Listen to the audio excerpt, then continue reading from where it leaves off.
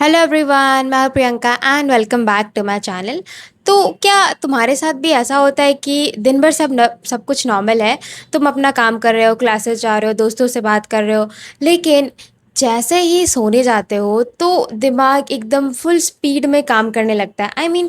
पुरानी embarrassing moments, कल की टेंशन, फ्यूचर वरीज, पिछले महीने तुमसे किसी ने क्या कहा था, तुम्हें कैसे वो चीज़ हैंडल करनी चाहिए थी, ये सारी पुरानी बातें तुम्हारे दिमाग में आने लगती हैं। एंड स्पेशली क्वेश्चन ये है कि सिर्फ रात ही को हमें ओवर थिंकिंग क्यों होती है।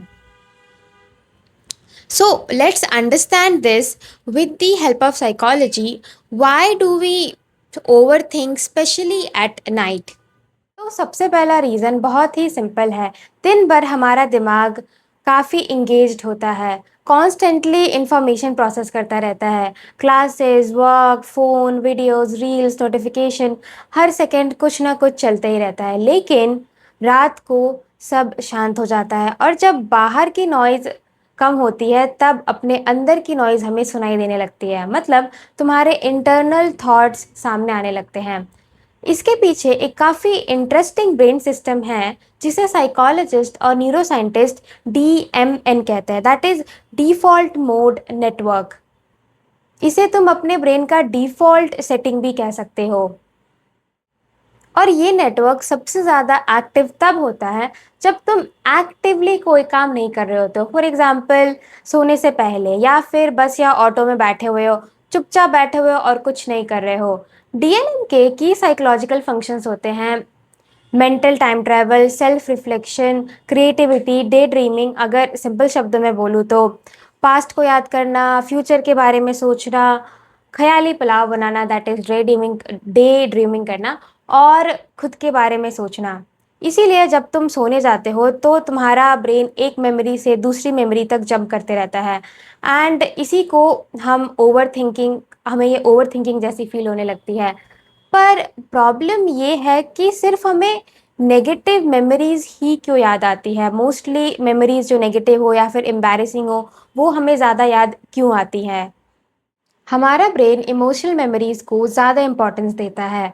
Our brain encodes emotional memories more stronger than neutral ones. Specially जो मेमोरीज एम्बैरेसमेंट, गिल्ट या रिग्रेट से जुड़ी हुई होती है, वो ईजिली रिकॉल हो जाती है। ऊपर से हमें पूरे दिन अपने इमोशंस को रेगुलेट करने या फिर अपने इमोशंस को प्रोसेस करने का टाइम नहीं मिलता है। इसलिए जब तुम सोने जाते हो तो तुम्हारा दिमाग फाइनली उन इमोशंस को प्रोसेस करता है।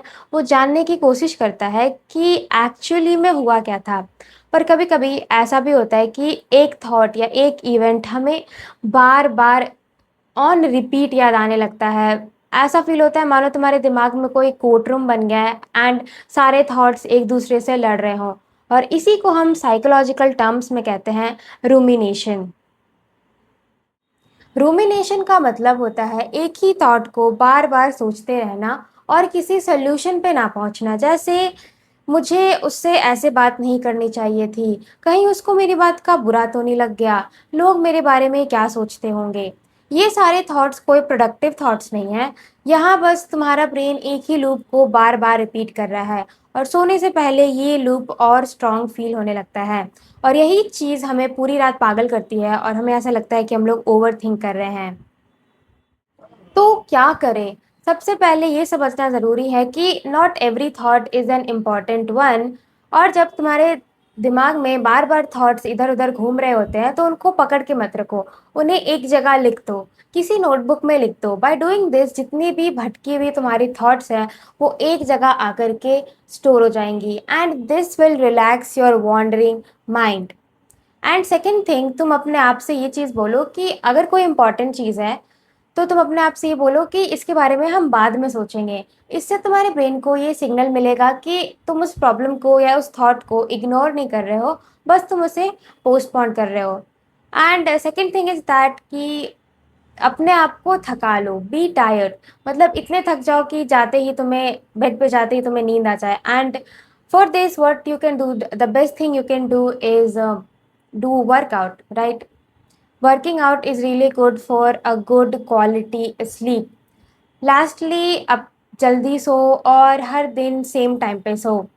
लेकिन सावधान, these all solutions are temporary. If you are really struggling with these thoughts, if it's really affecting your mental health and physical health, please जाओ और किसी प्रोफेशनल को कंसल्ट करो। तो अगली बार जब तुम्हें ऐसी ओवरथिंकिंग को सोने से पहले, तो प्लीज़ खुद को ब्लेम मत करो और ये चीज़ याद रखना कि not every thought is an important one. भले ही वो तुम्हें कितनी भी उसमें सच्चाई लगे, तुम्हें काफ़ी ज़्यादा वो परेशान कर रही है, बट ज़रूरी नहीं है कि इन रियलिटी वो सच हो। एंड यहीं पे हम अपना वीडियो ख़त्म करते हैं, और ऐसे ही तुम्हें एवरीडे साइकोलॉजी टॉपिक्स पसंद है तो make sure you subscribe my channel, like, share, and मिलते हैं नेक्स्ट वीडियो में। तब तक के लिए bye bye and take care.